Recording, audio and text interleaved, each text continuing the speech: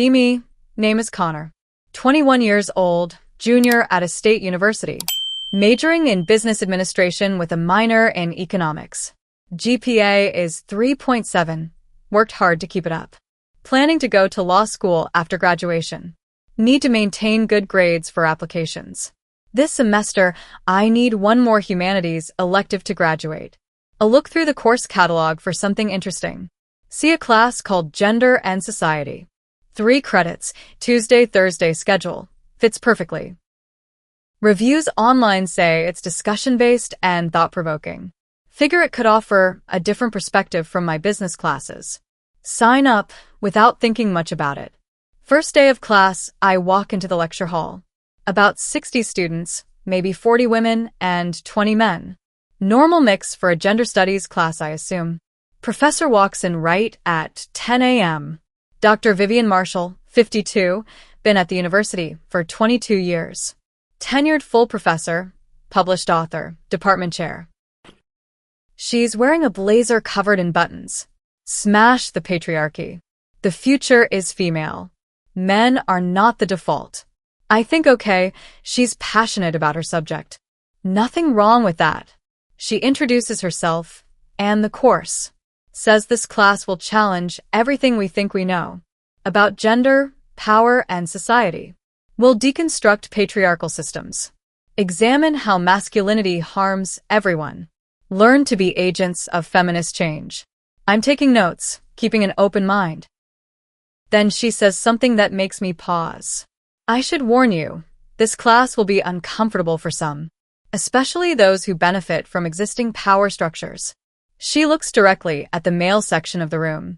If you're a man, you'll be confronted with hard truths about how your gender has oppressed others for centuries. If you can't handle that, drop the class now. A few guys shift uncomfortably in their seats. Nobody leaves. She smiles and says, "Good, let's begin." First week is mostly introductory material. History of feminist movements, key theorists, basic concepts. Standard academic stuff. I take notes and participate. Dr. Marshall calls on students randomly for discussion. I notice she calls on women more than men. When men speak, she often interrupts or redirects. When women speak, she lets them finish and praises their insights. I tell myself, maybe I'm imagining it. Don't want to be paranoid. Week 2 things start getting weird. Dr. Marshall introduces the participation structure. Says traditional classrooms center male voices. To correct this, we'll use progressive stack. Women and non-binary students speak first. Men speak only after all others have had a chance. If time runs out, men may not speak that day. I raise my hand to ask a question. She looks at me and says we'll get to male comments later. Calls on 3 women first. By the time she gets to me, class is almost over. She says we're out of time. Hold that thought for Thursday. Thursday comes, and the same thing happens. Women speak for 45 minutes. Men get the last 5 minutes. I try to make a point about economic factors and gender disparities. She cuts me off and says we're out of time. This becomes the pattern every class. I'm paying tuition to sit silently and listen. Week 3, she introduces the seating arrangement. Says men sitting in front creates a visual power imbalance. From now on, men sit in the back, 3 rows only. Women and non-binary students sit in front. This ensures marginalized voices are literally centered. I look around and see other guys with the same confused expression. We shuffle to the back of the room. Now I can barely hear the discussions happening up front. When I raise my hand, she often doesn't see it, or claims she doesn't see it. My participation grade is suffering. Week 4 is when the grading issues start. First paper is due 1,500 words on a feminist theorist. I write about bell hooks, do solid research, cite properly. Argue that her intersectional approach could build bridges across political divides.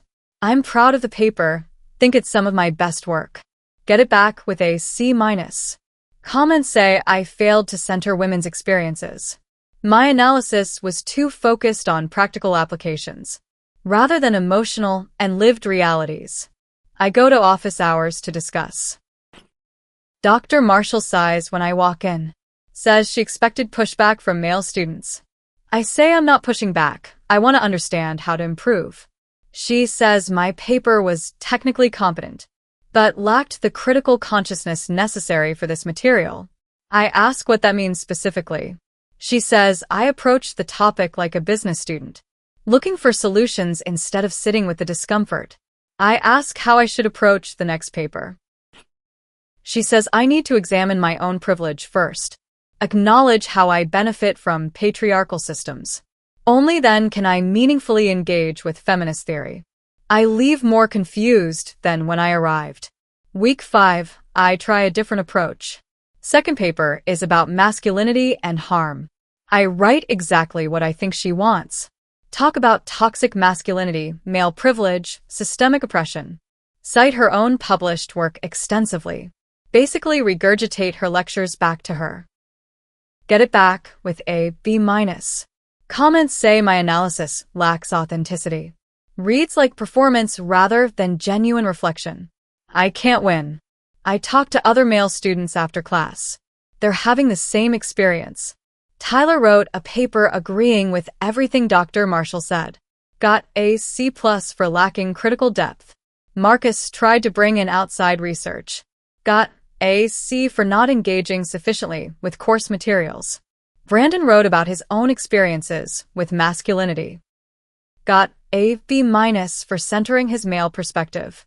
Meanwhile, the women in class are getting A's and B's for papers that aren't noticeably better than ours.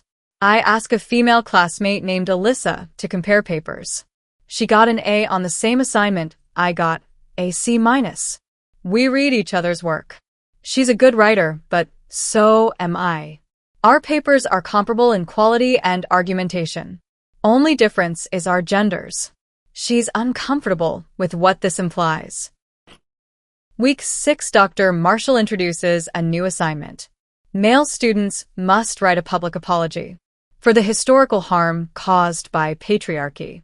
Not apologizing for specific actions we've taken, but for the systemic privilege we embody. Apologies will be read aloud in class. Worth 10% of our final grade. I sit there stunned. I'm being asked to apologize for being born male. 4 things that happened before I was born. Things I had no part in. Tyler raises his hand. Asks if this is really appropriate for an academic setting. Dr. Marshall says discomfort with accountability is exactly the problem. Men have avoided responsibility for centuries. This assignment asks for the bare minimum of acknowledgement. Tyler asks what happens if we refuse. She says you receive 0 on the assignment, and a note in your academic file about resistance to course objectives. The room is tense. Women look uncomfortable too. This feels wrong to everyone. But nobody says anything. Week 7, I start documenting everything. Take detailed notes on every class. Who speaks for how long, who gets called on. Save every assignment and grade. Screenshot the syllabus, the policies, the instructions. Ask other male students to do the same. If we're going to fight this, we need evidence. The apology assignment is due this week. I struggle with what to write. Don't want to lie and perform fake guilt. Don't want to tank my grade either. I write something vague. Acknowledge that historical injustices occurred. Express commitment to treating everyone with respect. Don't apologize for existing as a man. Read it aloud, feeling sick to my stomach. Dr. Marshall nods, but looks unsatisfied. Gives me a C on the assignment. Comments say I deflected rather than truly apologizing. Tyler refused to write one at all. Gets a 0 and a note in his file. Calls it a matter of principle. I respect him, but worry about his grade. Week 8, the female students start speaking up. Alyssa approaches me after class. Says she's uncomfortable with how men are being treated. She signed up to learn about gender studies, not to watch her classmates be humiliated. Another woman named Jordan agrees. Says the apology assignment crossed a line. Asking people to apologize for their identity is wrong, regardless of which identity it is. A third woman, Priya, joins the conversation. She's an actual feminist involved in campus activism. Says this isn't what feminism is supposed to be. Equality means equal treatment, not revenge. Dr. Marshall is giving feminism a bad name. We form an unofficial group. 10 male students and 6 female students. All concerned about what's happening in this class. We start comparing notes and documentation. The pattern is undeniable. Week 9 we compile our evidence. Grade distribution by gender. Male average, C+. Female average, B+. Speaking time tracked over 8 weeks. Women, 85% of discussion time. Men, 15% of discussion time. Assignments that specifically target male students. The apology letter. A reflection on personal privilege worth 15%. A group project where men must defer to female group leaders.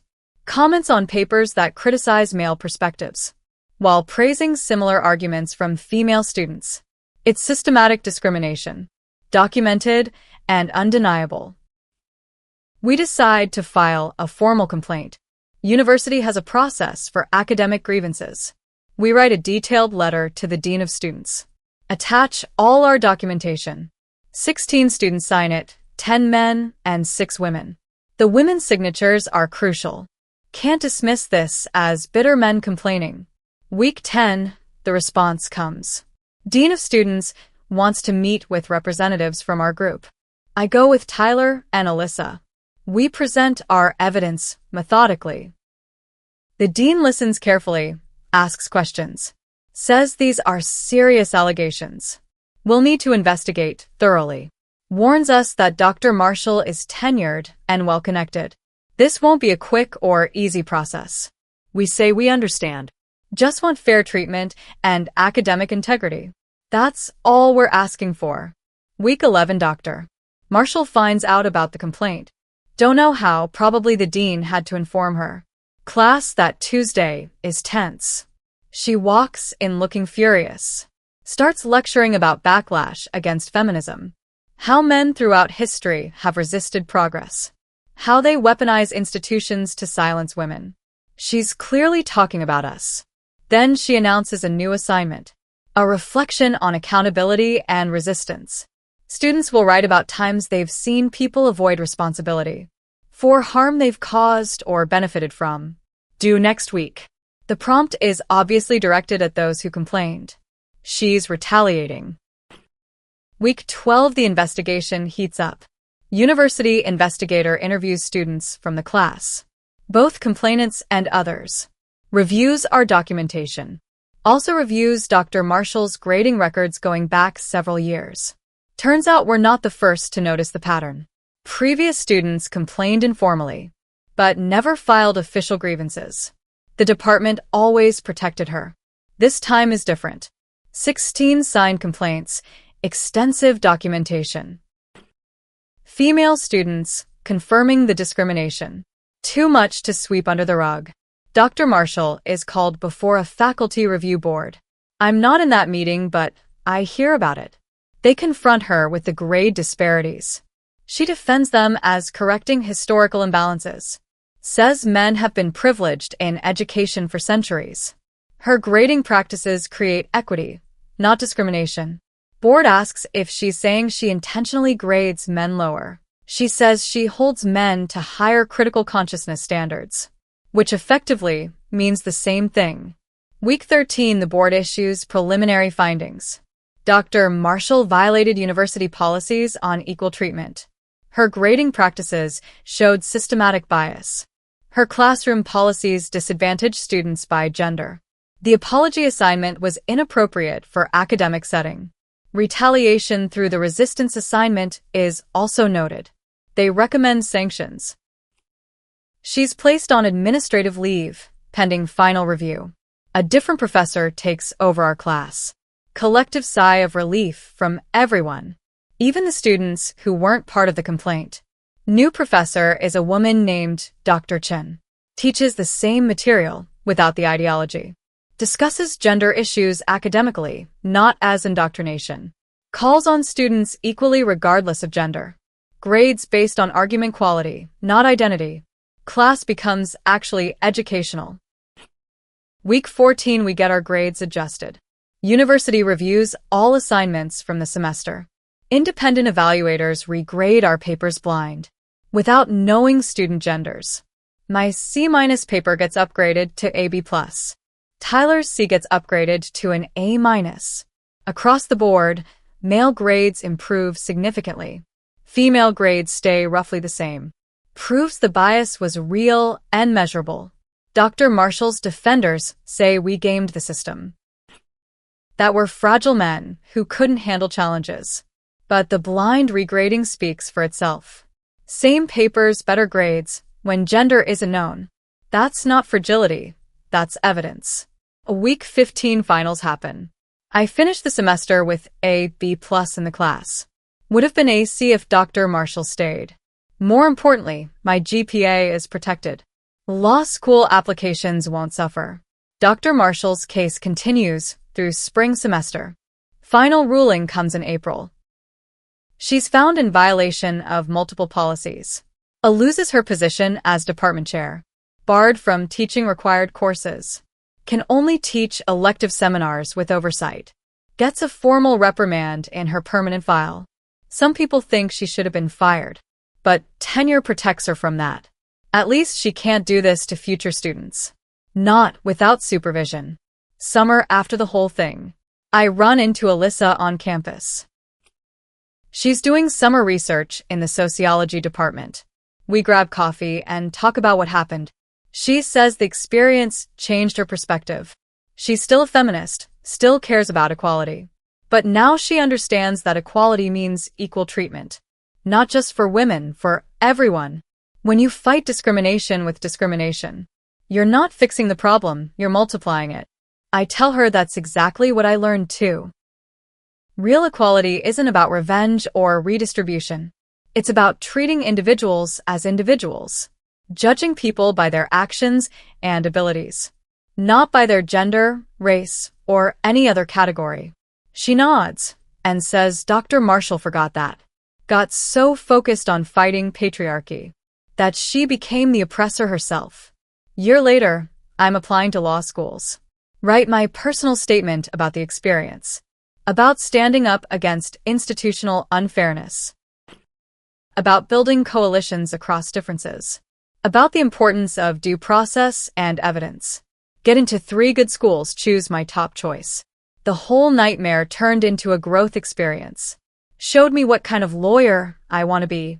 One who fights for fair treatment, regardless of who the victim is.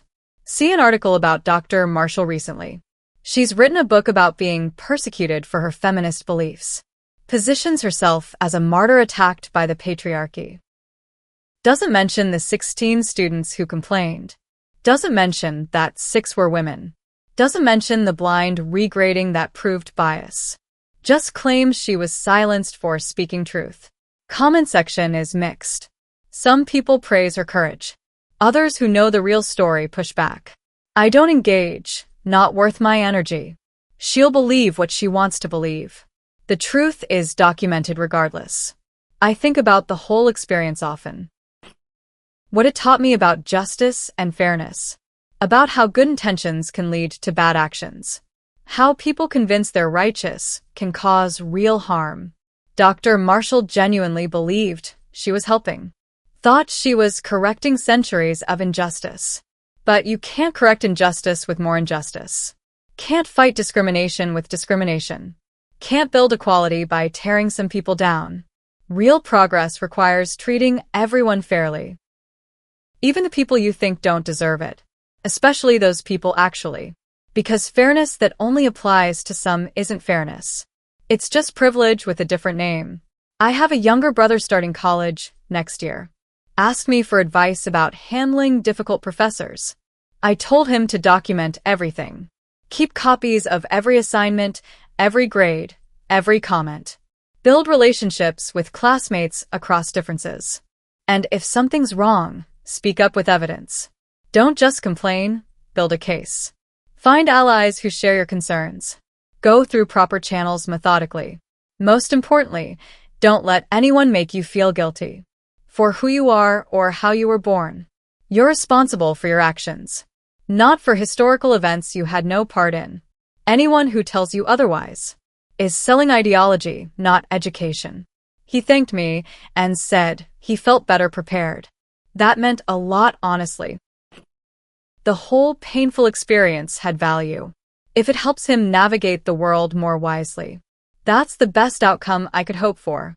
Anyway, that's the story of how our feminist professor turned gender and society into smash the patriarchy, made men sit in the back and speak last, graded us lower for having male perspectives, made us write apology letters for existing, and watched her class mutiny against her. 16 students filed complaints with documentation. Investigation proved systematic bias. Blind regrading confirmed discriminatory grades. She lost her position and got formal sanctions, all because she forgot the basic principle that equality means equal, not equal for some and punishment for others, not revenge disguised as justice, not discrimination rebranded as equity, just plain old treating people fairly, based on who they are and what they do, not what category they were born into. She wanted to smash the patriarchy, but she just smashed her own credibility and taught us all a valuable lesson.